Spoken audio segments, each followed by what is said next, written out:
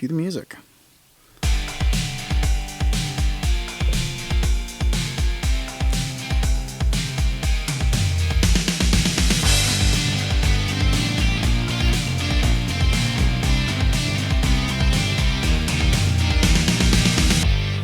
Good afternoon, Central Oregon and beyond. This is Josh coming at you with another episode of Apres Chats, my podcast-style talk show all about sports, outdoors, and so much more. It's a sunny day here in Central Oregon. Temperatures have been hot all week. We've been peaking out right around that 100-degree mark for most of the week, but we are kind of on a cooling trend right now, hanging around 90 degrees. We'll dive into weather a little bit later on in this episode. In today's episode, though, I'm extremely excited. My buddy Desmond came out. We threw some frisbees. We got to catch up a little bit. He's a local dude here who works at Powder House. He's one of our shop guys there through the wintertime. In the summertime, he transitions to competitive disc golfing. He's actually quite accomplished at it. He's only been doing it for a few years. So we're going to be sitting down a little bit later on in this episode to talk with him about his intro into the disc golfing sports world, intro into how he got into disc golf, and just kind of a lot more things about him, about his life here in Central Oregon, skiing, and all of those kind of good things. That's going to be coming up a little bit later on this week's episode of Apres Chats. For everybody tuning back in, thank you so much for coming back around. This week's episode is going to be kind of a short and sweet one, but of course this is Apres Chats, and we all love having a nice little Apres ski, Apres sport, Apres whatever activity is going on cocktail. So first, we're going to head on over to J-Dub. That's where I'm a bartender at, and I decided to record this week's cocktail hour with Josh Reports down on location at J-Dub. So today we're going to be making a nice little peach old fashioned. Check it out.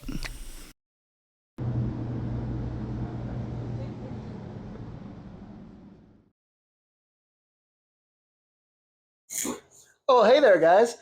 Welcome to J-Dub After Hours. It's a hot, sunny summer day, and to me, hot, sunny summer days usually scream peach. Don't know why, I always associate peach with the sunshine, peach with the warmth. So tonight, we're making one of my favorite classic cocktails, but we're adding a little peachy twist to it. Tonight, we're going to be making a peach old fashioned. So firstly, we're going to start with our little rocks glass here. This is going to be a twist on a more classic old fashioned. There's kind of two camps when it comes to these. There's muddling fruit into it, or there's not muddling fruit into it. I'm not much of a muddling fruit guy in my old fashions. But we're going to start out with a couple ounces, or just about a half an ounce of peach schnapps. It's going to go straight in the glass. Now, normally when you're making an old-fashioned, you're just really going to have a little bit of sugar in there. It's going to be a sugar cube or a simple syrup mixture. We're replacing that with the peach schnapps today. That's plenty sweet enough, so we really don't need to add a lot more sugar than that. That's going to be kind of our sugar component. And to that peach schnapps, we're just going to add a couple dashes of bitters. Now, this would be another point where I would usually add orange bitters if I had them readily available. I don't have any orange bitters here right now, so instead, we're just going to add a little orange peel straight on into that. Like I said, I don't really like muddling fruit in my old fashions, but in this case, that orange peel is just going to bring us a little bit of that kind of peachy zest to it. So we're just going to muddle that orange peel right on into that old fashioned glass. Just kind of get it around the glass there a little bit, kind of bring out that orange essential oil flavor. So now to this, we're going to add a little bit of ice. If you have a big cube, that's always preferable when you're making an old fashioned. I don't have a big cube right now, so we're just going to add some crushed ice to that. And now when making an old fashioned, a lot of people kind of prefer a bourbon whiskey. I'm going with a little bit of a rye. It kind of cuts that sweetness just a little bit. We're already adding plenty of sweetness with that peach in there. So you're just going to go with a good 1.5 to 2 ounces of your favorite whiskey, depending on how strong you want to make that cocktail tonight. Then we're going to find our stir stick. Where'd my stirrer go? Honestly, I have no idea.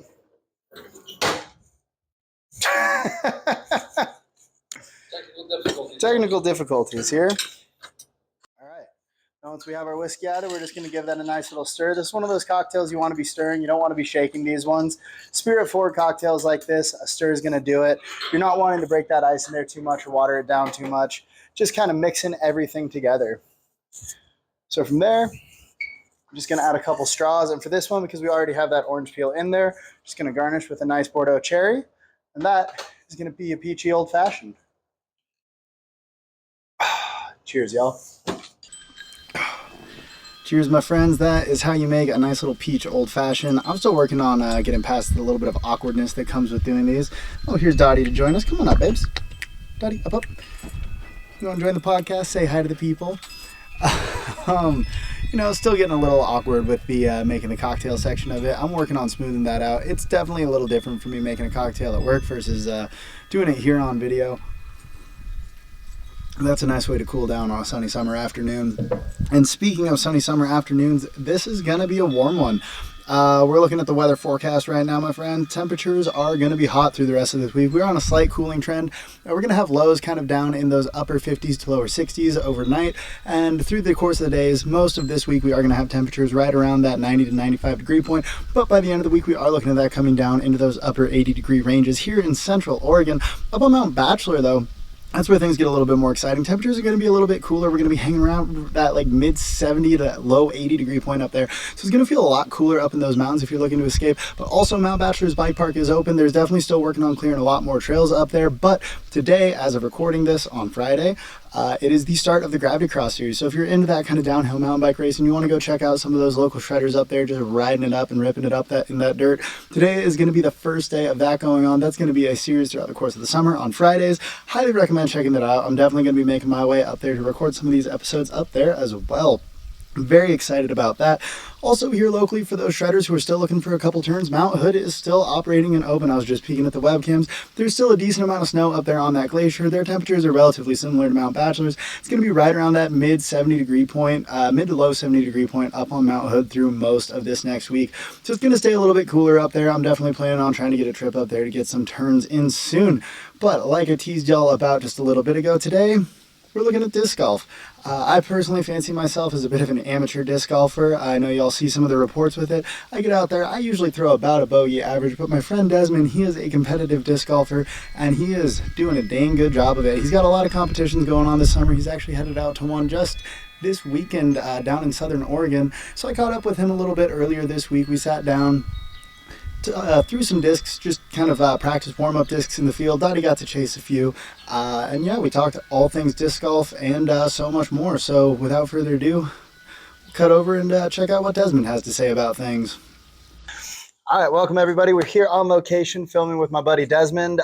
He is in the disc golf leagues around here locally. We're just kind of out here hiding in the shade because it's an extremely hot day while we're recording this. Desmond, how you doing today, man? Doing great. Awesome.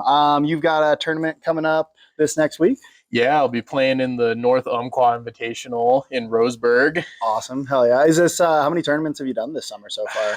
This is probably number 12 so far. Yeah, All I've right, been going, aside from a few off weekends, I've pretty much gone every weekend since mid-April.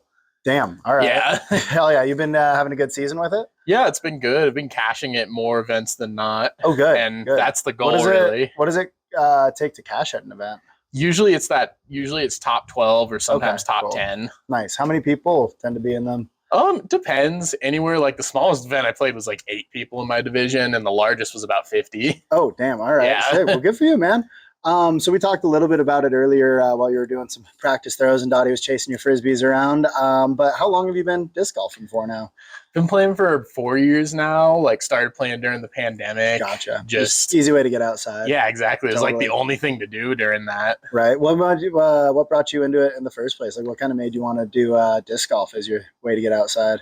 Well, I mean, I played Ultimate in high school. Gotcha. And then when I graduated class of 2020, so yeah, it was like that just sort of stopped. Like, and we're done. Yeah, and we're done. So yeah, I was just like, I have these, old disc golf discs in my garage. So I was like, okay, I'll just go out and start throwing and then that. You just found out you were pretty good at it. I was just like, oh, this is really fun. Nice. And then, yeah. So what point did you go from kind of doing it recreationally for fun to wanting to take it more to a league level?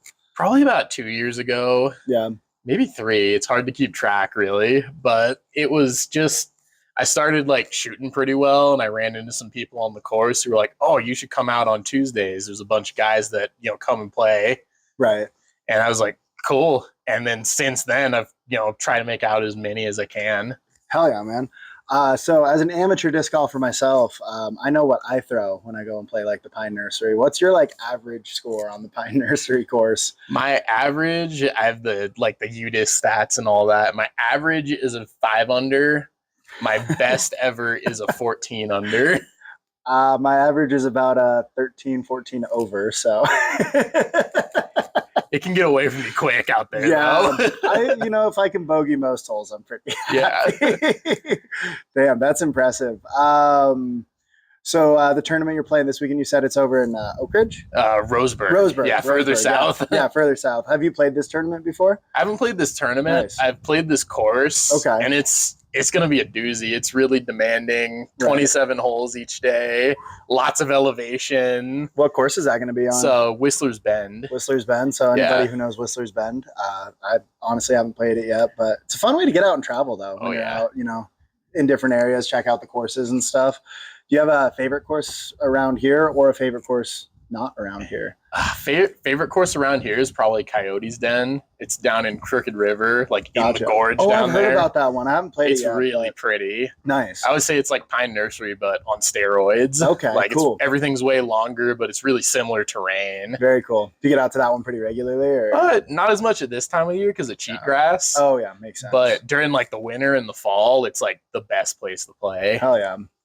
So what do you do coming up to a tournament weekend to get ready? Do you have like a routine for getting out practicing a lot, or you just kind of get out and play every day? Or yeah, I try not to play too much. Like if I have something that's bugging me from the last tournament, like I'll keep some notes just of what was bugging me and kind of try to address it. I'll definitely throw probably like 100 practice putts every day.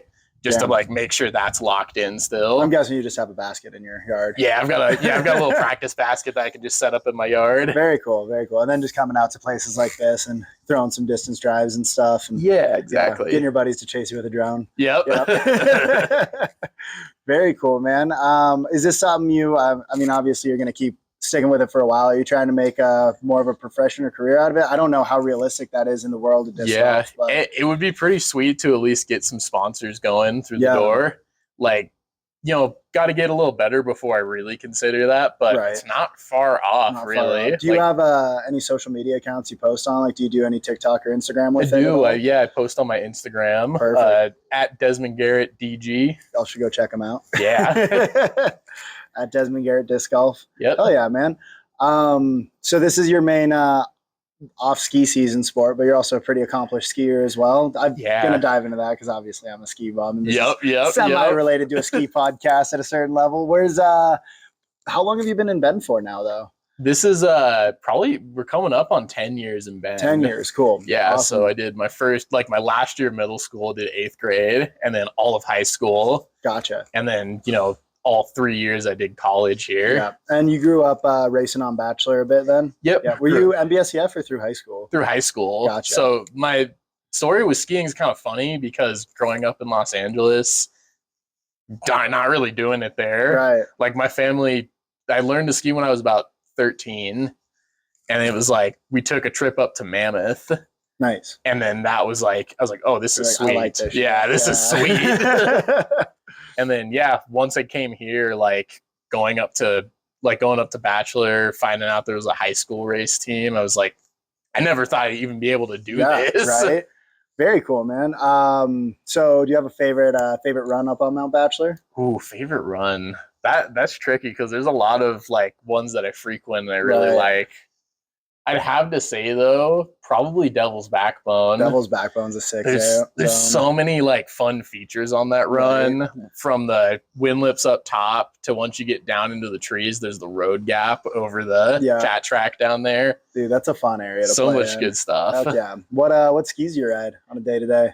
Day to day, I probably run my Black Crow's Mirrors cores most of the time. Okay. If it's a groomer day, and then I run my blanks probably 60% of the time. Dottie. I know. Let's go play. Little interruption there. She saw another dog. Dude, I love those blanks. That's a fun ski. I was daily driving those until I ripped my bindings out of them a couple times. I remember you coming in after that. I was like, oh my God, what happened? Yeah. So let's see here. I was on a train of thought with the mountain stuff and then Dottie zoomed away. Yeah. Do you have a favorite day from last season? Ooh, from last season? Last season was it was really, really bad, and then it was really, really good for a while. Yeah, start sucked, and then it got great. Yeah, and then it got good. Do you have any predictions for what you think is going to happen this next season? I don't know. Like, I try not to follow it too much because it Right. drives me insane slowly. Yeah, But I mean, with everybody saying like La Nina's back, hopefully.